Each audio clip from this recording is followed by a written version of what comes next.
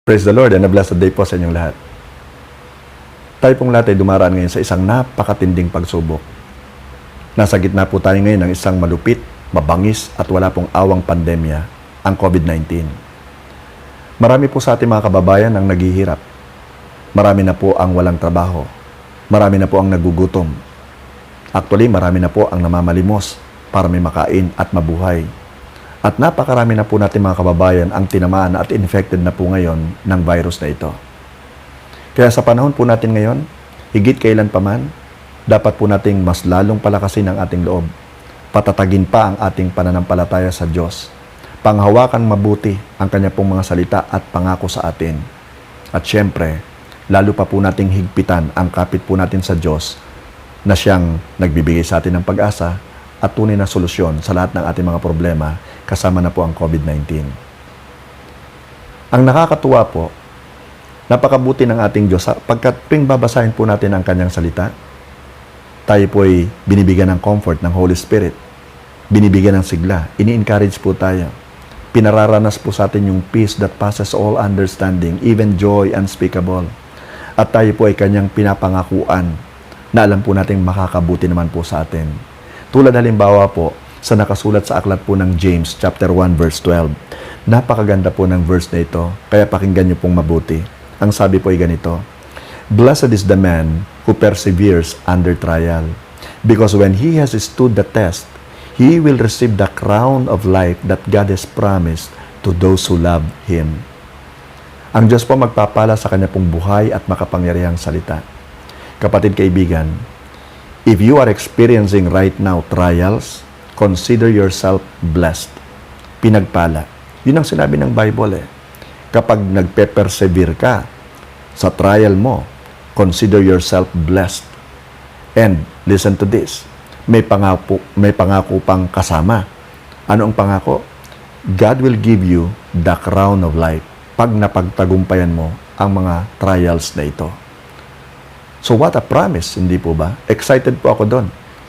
I don't know about you, pero ako excited ako. Kaya kung may mga trials po ako, may mga pagsubok na pinagdadaanan, I would just remain persevering, magiging matyaga lamang ako at tapat sa ating Lord. Naniniwala ko, in the end, I will receive the crown of life na ipinramis niya sa akin. Ang ibig sabihin ng persevere actually ay masigasig o matyaga. Nung binasa ko po yung Tagalog na version po nitong James 1:12, ang sabi po ron, maging tapat. Kaya sa pandemya pong ito na nararanasan natin ngayon, alam mo, dapat talaga nagpapakatatag po tayo sa ating loob. At syempre, sa ating pong physical body, iniingatan din po natin to. Because this is the temple of the Holy Spirit. Dapat maging immune talaga ito sa COVID-19.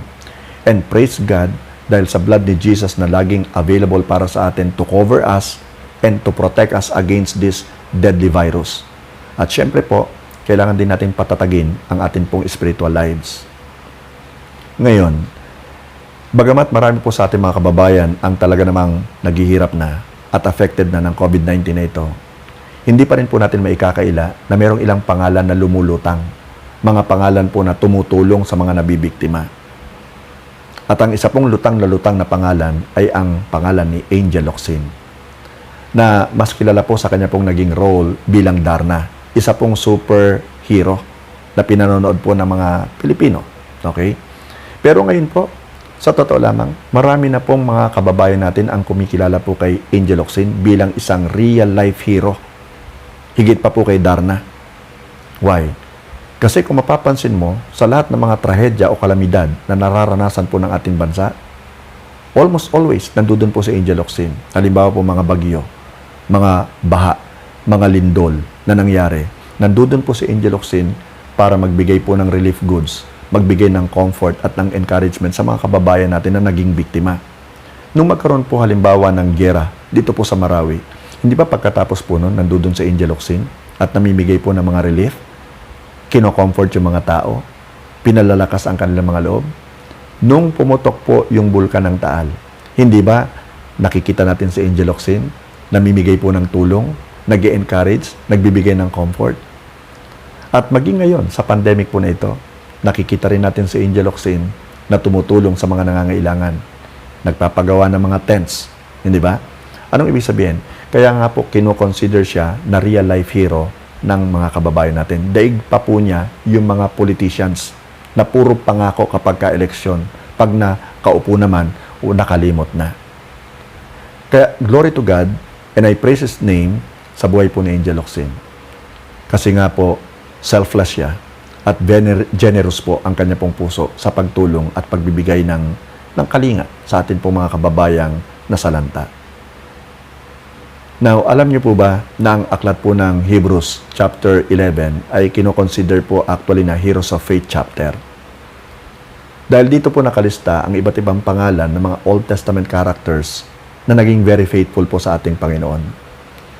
Ang tanong ay ito, gusto mo bang maging hero din na tulad nila? Sunod na tanong, paano? Sa araw po na ito, pag-aaralan po natin ang isa sa kanila. Pag-aaralan po natin si Samson. Babasahin ko po sa inyo yung nakasulat sa aklat ng Hebrews, chapter 11, verses 32 to 34. Again, please listen carefully. Do I need to give more examples? Ang sabi po nung sumulat. I do not have time to tell you about Gideon, Barak, Samson, Jephthah, David, Samuel, and the prophets. Through their faith, they defeated kingdoms. They did what was right, received God's promises, and shut the mouths of lions. They stopped great fires and were saved from being killed with swords. They were weak and yet were made strong. They were powerful in battle and defeated other armies. Wow! Ngayon ang tanong ay ito, ano-ano ang mga matututunan natin sa buhay po nitong si Samson? Nabanggit siya, di ba? Ang number 1 po ay ito, God created you for His purpose. Tandaan mo mabuti yun, ha? God created you for His purpose. Now listen to what the book of Judges chapter 13 verses 4 and 5 say.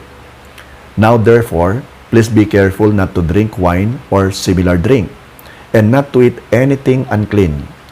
For behold, you shall conceive and bear a son, and no razor shall come upon his head, for the child shall be a Nazirite to God from the womb, and he shall begin to deliver Israel out of the hand of the Philistines.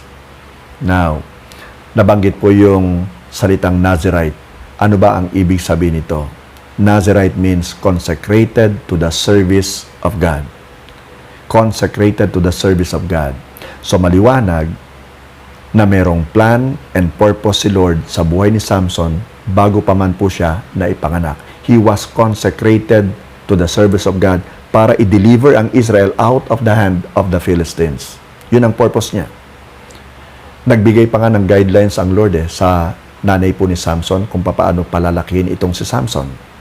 At tandaan mo ito kapatid, tulad ni Samson, may plano at purpose din ng Lord sa buhay mo bago ka pa man na ipanganak.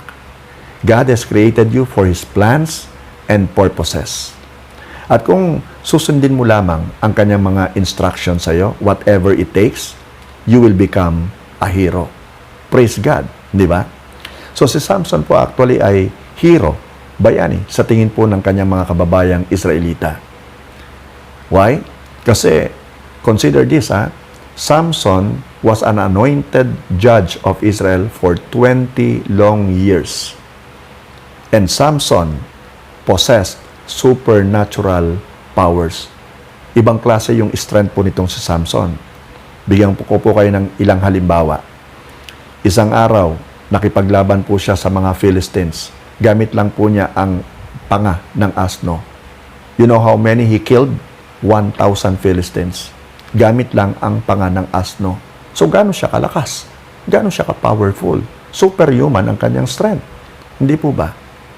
At another instance, pinatay niya po ang isang leon gamit lamang ang kanyang mga kamay.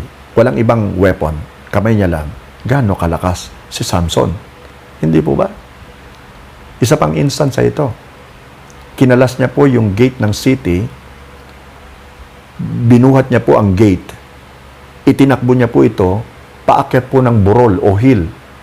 Gaano kalakas itong si Samson? Ibang klase. Hindi ordinary ito. Superhuman po itong si Samson when it comes to his strength.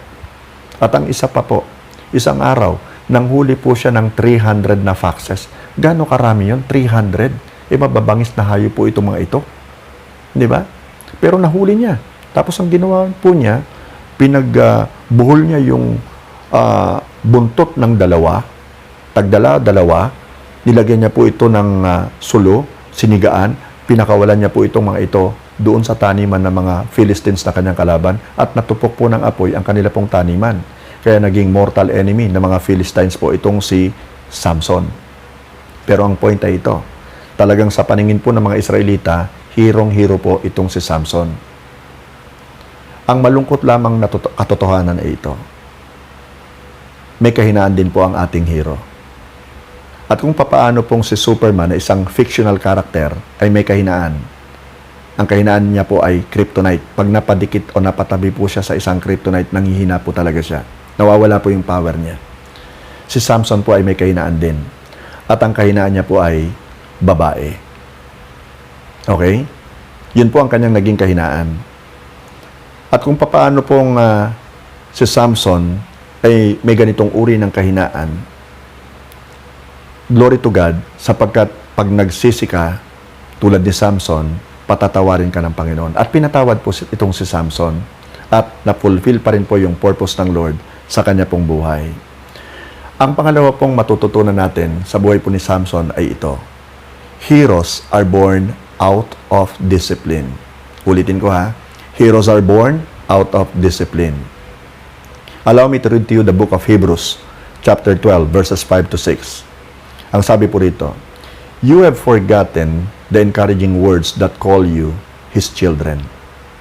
Talaga naman naka-encourage, di ba? Nakaka-encourage kapag tinawag kang anak ng Diyos. Ito pang dugtong, "My child, don't think the Lord's discipline is worth nothing, and don't stop trying when He corrects you. The Lord disciplines those He loves, and He punishes everyone He accepts as His child." Ayon po sa sumulat ng Hebrews, hindi po may tuturing na legitimate child ang isang anak kapag hindi po siya dinidisiplin, hindi po siya ikinokorek, at hindi po siya ipinapanish. Hindi tayo dinidisiplina ng Diyos, tandaan niyo po ito, because God hates us.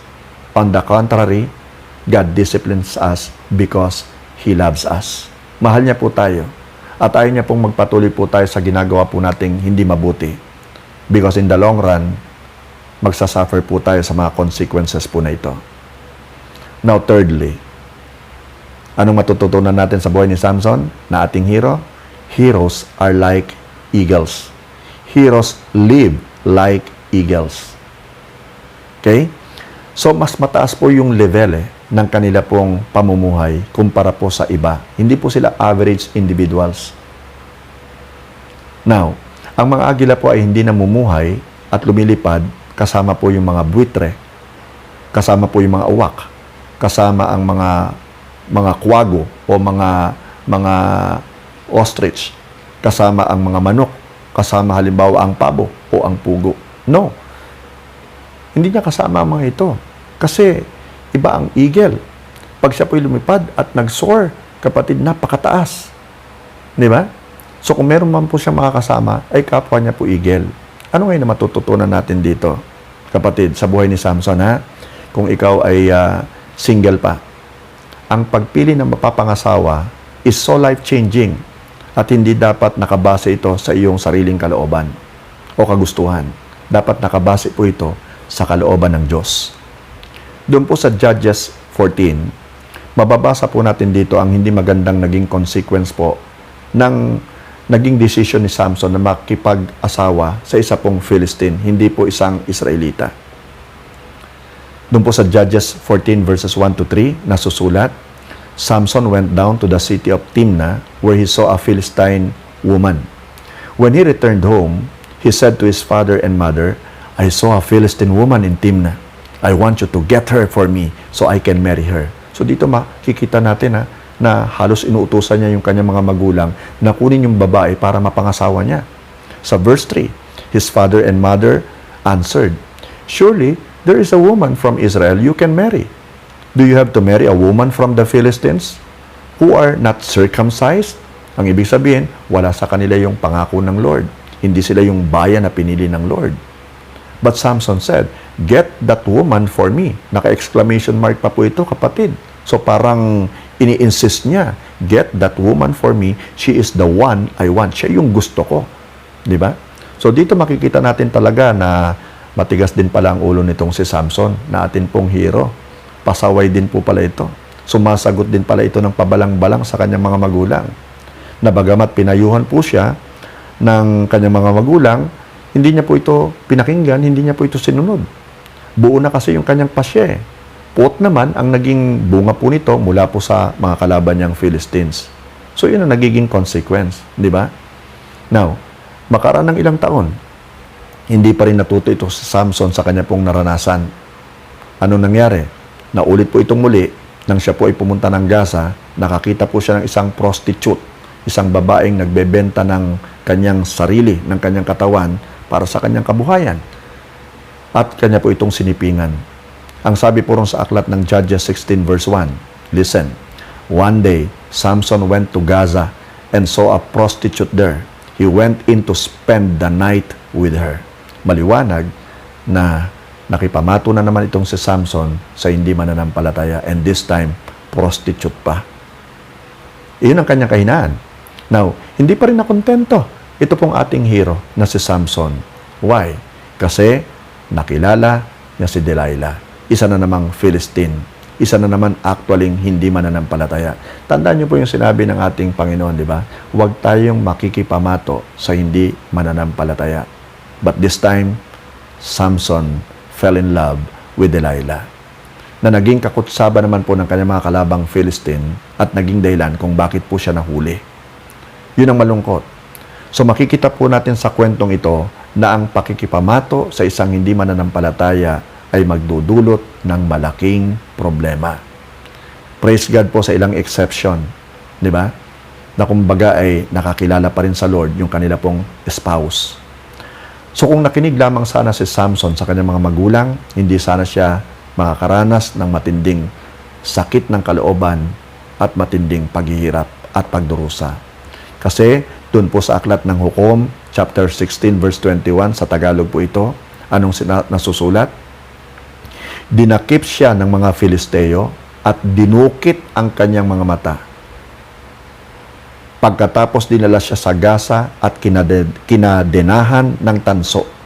Pinagtrabaho nila siya sa loob ng bilangguan bilang tagagiling ng trigo. Because of his sin, ano nangyari sa kanya? Anong result ng sin? Sin blinds. Samson was blinded. Dinukit po yung kanyang mga mata. And then, he was bound. Ginapos po siya ng kadenang tanso. And then what happened? Siya po ay pinagiling. Samson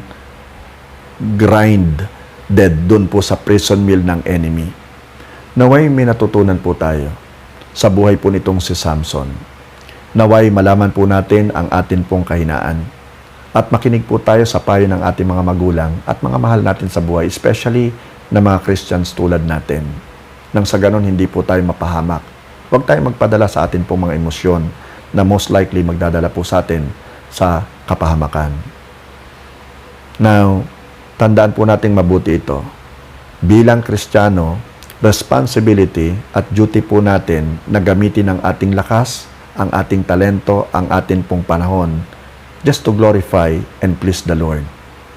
Maaring mahirap nating maunawaan kung bakit po kasama si Samson sa Heroes of Faith na ito sa Book of Hebrews chapter 11. Dahil po sa katigasan ng kanya pong ulo. Pero God's grace is sufficient for all of us sa atin pong weakness.